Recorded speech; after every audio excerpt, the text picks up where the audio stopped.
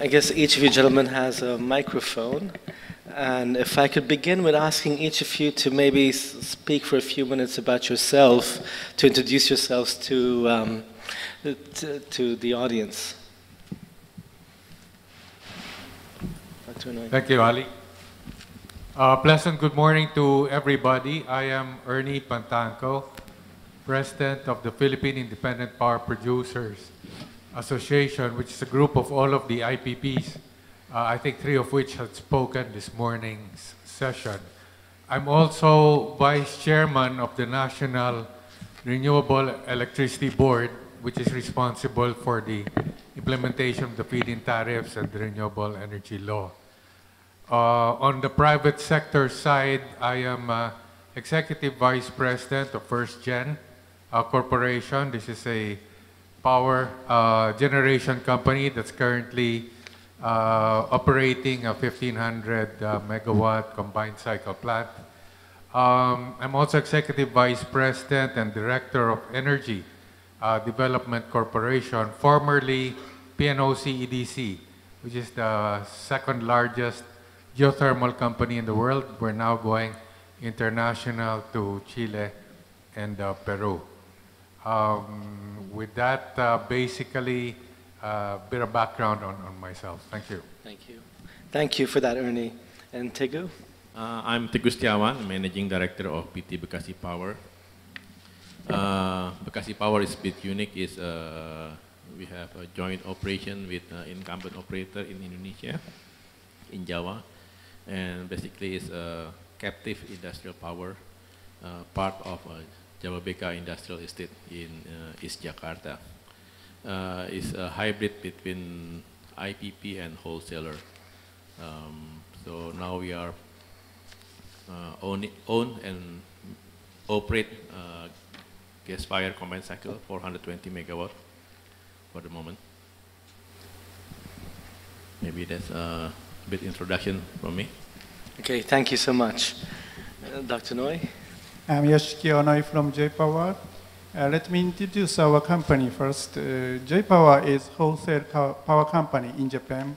We have more than 17 gigawatt, including more than 100 power plants, also including nuclear power under developing, and renewable energy, wind farms, and geothermal also.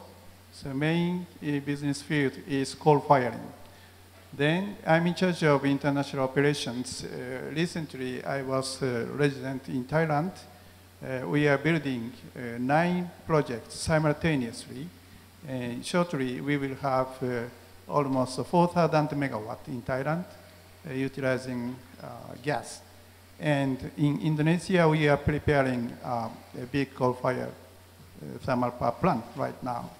And in Philippines, today's colleague, the country of Onoi, we have a CBK project with partner Sumitomo Corporation. It's very good in terms of operation now. Then, looking at our difficulties inland, and we have to pursue more dynamism in overseas operations. This is just... Okay. Thank you so much. So, as we look at the experiences all you gentlemen have had in the region, and maybe we start off, Dr. Onoi, by continuing with yourself to maybe lead the answer to this. As you've seen in Indonesia and in Thailand and in the Philippines, with your personal experiences, what do you see are the largest challenges that you have faced when it comes to deployment of new projects? Every country which I mentioned, Philippines, Indonesia, Thailand, all countries are very high growth countries, and the market is very attractive. So, but not depends on the country, it depends on the field. We have different challenges. So, for example, if we try coal thermal, we need a big land and a big jetty, and like that, the development is very not easy always. This is as a matter of course. We face same problems in Japan. So development stage is very important for creating coal thermal. Then in Thailand, we are trying gas-fired plants. In this case, the pipeline brings our fuel. So in that sense, we have to, what should I say, concentrate in very smooth construction. And, but sometimes we have difficulties. 2 years ago, we had the flood problem in Thailand. It had some difficulty in financing, but finally we have overcome. Mm-hmm. And the Philippines, already we are running well. So for the time being, we don't have any serious problem, but we had once a technical issue, accident we had, but we have overcome. So project financing doesn't focus so serious issues, but actually we have had many challenges in this sector. Okay, thank you. Teguh, would you like to elaborate on any experiences in Indonesia? Yes, especially Indonesia, I think all the investors, all the big players know it's a very challenging place to do business. It happened to me as well when we developed this project for Bekasi Power. The first one that we face is a regulatory challenge, how to get all the government agency in line. And there have a lot of inconsistency in the regulation, and it did cost us some money for this one.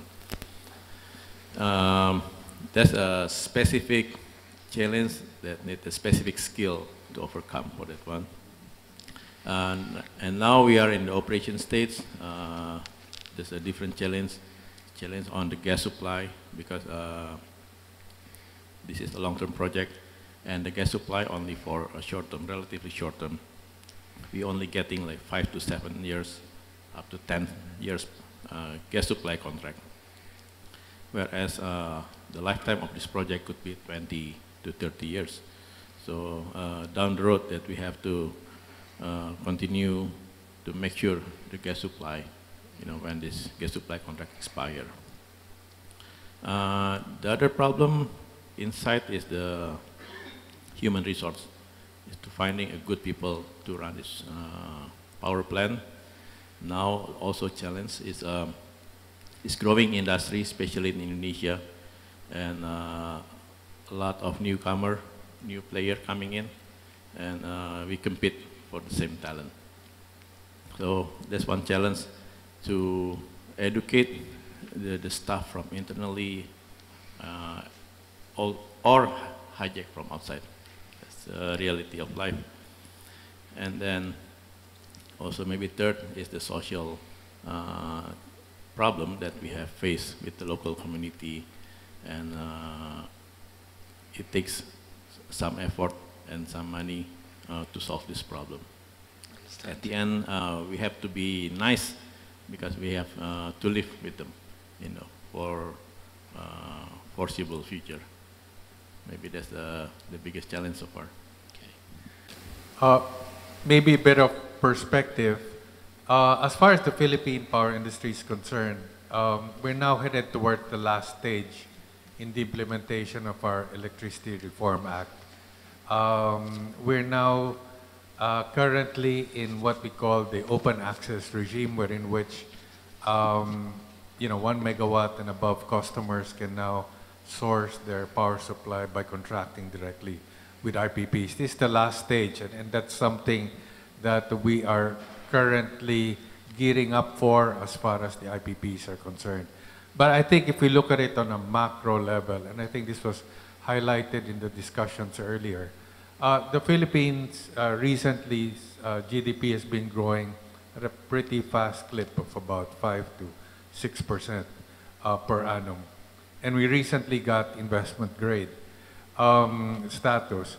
And I guess the point here is that with the growth in GNP, what happens is that demand growth is currently also moving as fast. And I guess our concern in the industry is having enough power plants constructed during this time frame in order to meet the increase in demand. Our elasticity historically has been 0.8 because we're predominantly a services sector, BPOs, but not too much on the industry side. No? But recently, I think this is an influx really from the invitation of the President for Japanese investors to look at the Philippines again. There's been an influx of manufacturing, semiconductors. They're beginning to review and revisit the Philippines. And our concern is that our elasticity might go to the historical 1.5. We won't have power plants built in time to meet that demand. The other point is that's why we are trying to attract foreign investors to do come in. There are a lot of major local players, but we don't have enough capital to sustain this growth. The other issues I think that have been highlighted really are the regulatory issues. We need to have some form of regulatory stability, and not only with respect to our energy ERC, but also with respect to our political. As you know, we have local elections this May, and we have local elections every 3 years. And the important thing, and we in the association are trying to address how to have a more stable local regime and not, dealing with new governors, new mayors every 3 years. Of course, it behooves it that we will have presidential elections in 2016.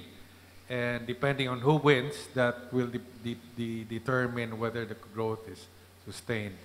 Last but not least, and I couldn't help but notice the interesting discussion on renewables earlier.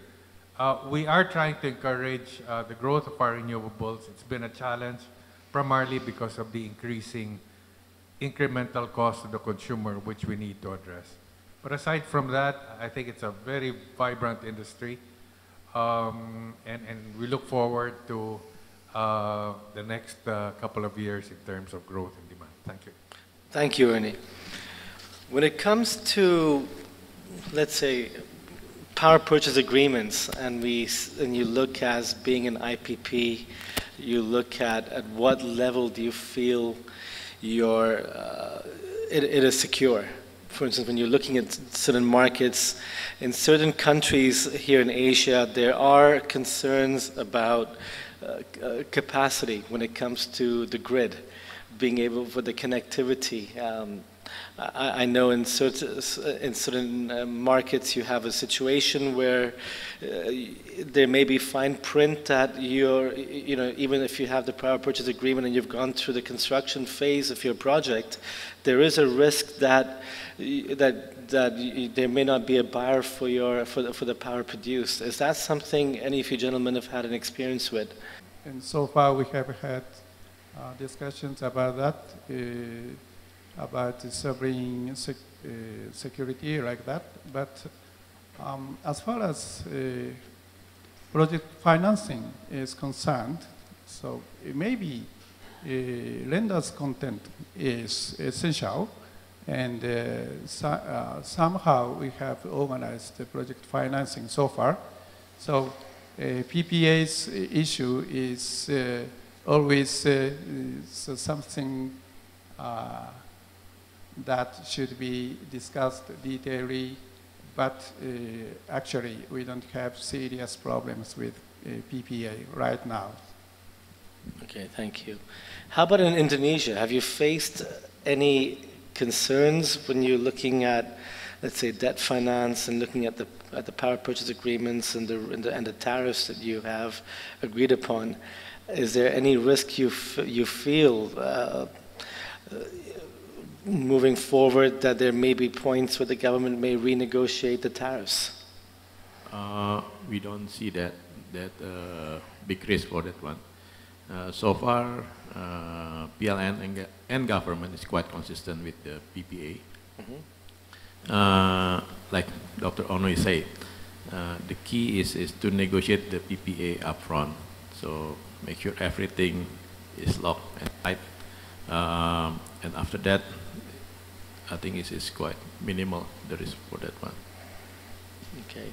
And Now, also for the connectivity to the grid, on that one, have to work closely with the grid operator, in this case still the incumbent operator PLN, and making sure their planning is in line with the development of the new power plant.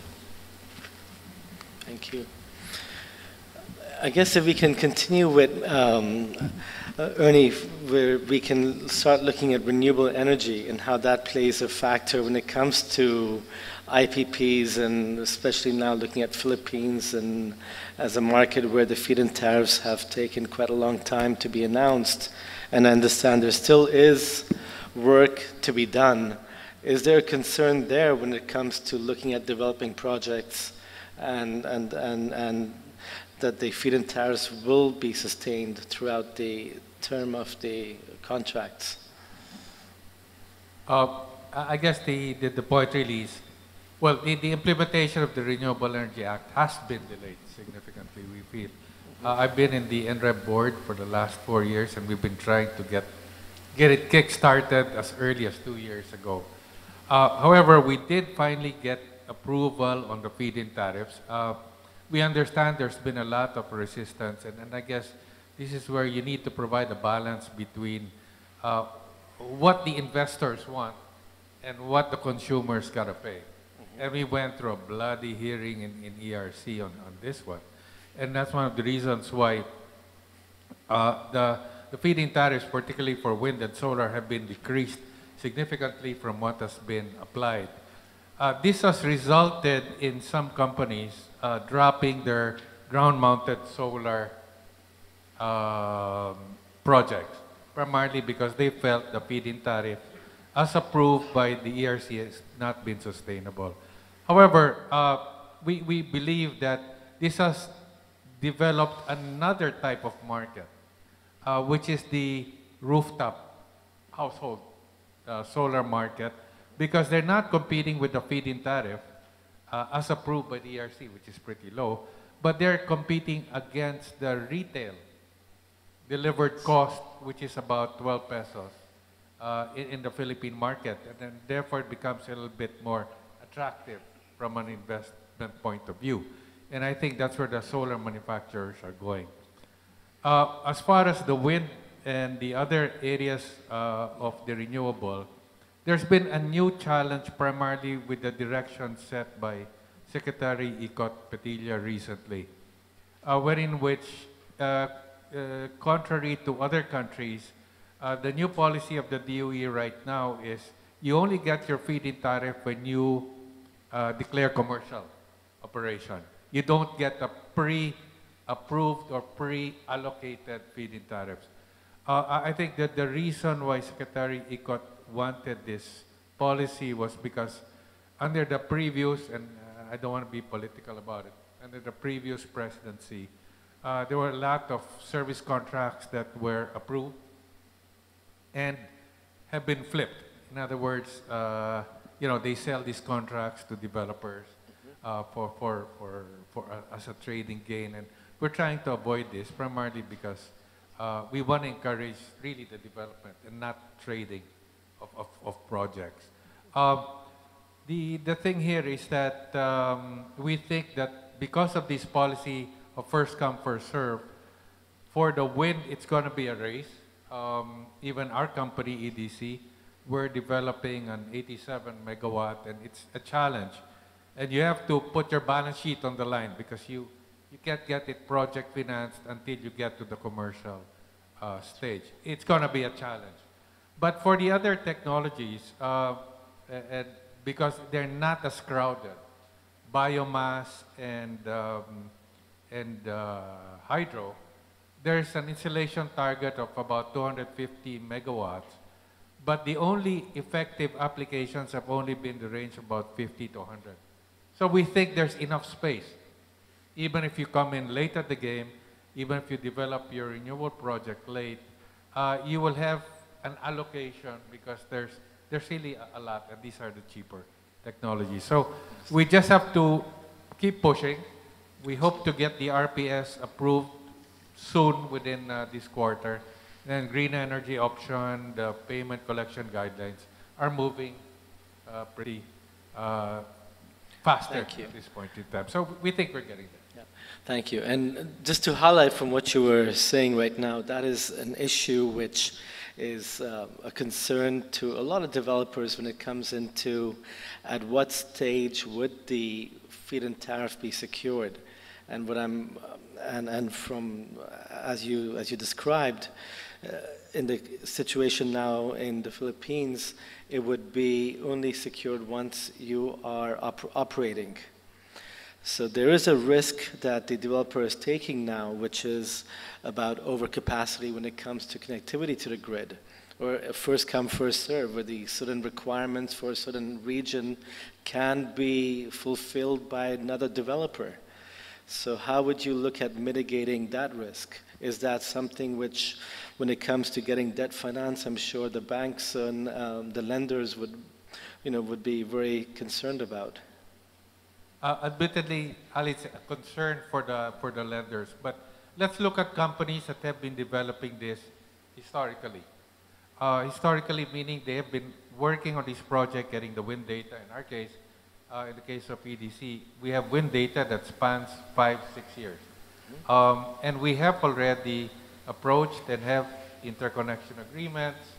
We have, and part of the connection, the transmission line, right-of-ways have already been acquired. And so we've prepared beforehand.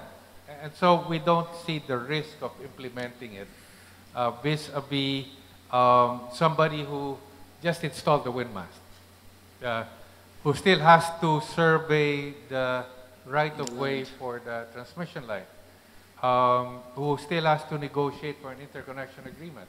Right. These are some things that if you're just starting from that stage now, I think it's going to be too late. It's pretty crowded as far as the wind regime is concerned. But for us, the company decided that admittedly we may not be able to get project finance at the very beginning because we don't have the feed-in tariff allocation, but we'll do it via balance sheet, and then once we declare commercial, we're pretty confident that we'll get the feed-in tariff, and then we do project finance. Understand. So it can be done. Okay, thank you for that.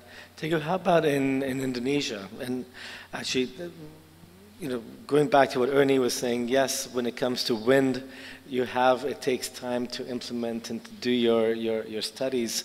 However, if you're doing a solar farm, it could be much less time. I guess there has to be a certain amount of confidence you feel once you've, let's say, paid the interconnectivity charges, that the capacity will be there available for you, when, when you connect to the grid. In Indonesia, do you feel any challenges as you've been developing your projects? The challenges comes upfront. I think it's different regime from Philippines. We are in the PPA regime, so it's more like a take or pay on the side. The challenge comes to bring what the investor expect, the return expected from investor, and the tariff that willing to be paid by the operator, incumbent operator PLN. The problem that with the rising fuel costs, with the rising capex, everything, the tariff, of course, will go up. But at the same time, government doesn't want to increase the selling tariff to the customer. Instead of they giving a lot of subsidy, which every year been growing and growing. Now it's been reaching about 150 trillion rupiah, which is about $15 billion a year subsidy to PLN. So when we negotiate the price with PLN, they will benchmark against their pricing, which is heavily subsidized by government, and it's challenge for the developer like myself or J-Powe, to get the economical price for that one, because we are benchmarked against the subsidized standard. Thank you. Before I open the floor for questions, just want to ask all three of you gentlemen how you feel about the availability of debt financing and, let's say, private equity participation in your projects. Is this something that each of you has looked at and worked with? Do you feel that there is a lot of availability when it comes to lenders interested in the kind of projects you're looking at, or do you find it challenging to arrange for debt financing? All right. In our Japan's market, we are building plants, even those are renewable energies. Mainly we utilize on-balance financing. But sometimes we utilize debt financing to wind farms. Lenders and we reach some agreement about what should I say, fluctuation of wind velocity, and we don't argue about off-takers credit, but just the point is fluctuation of wind velocity. So debt financing, specifically project financing for renewable energy, will be anyway in a stochastic manner. So financial institutions have some stochastic sense because Basel Accord described that for their assets. But still I feel some lack of engineering talks between lenders and sponsors about that, especially for renewable energies. So it is your point? Thank you.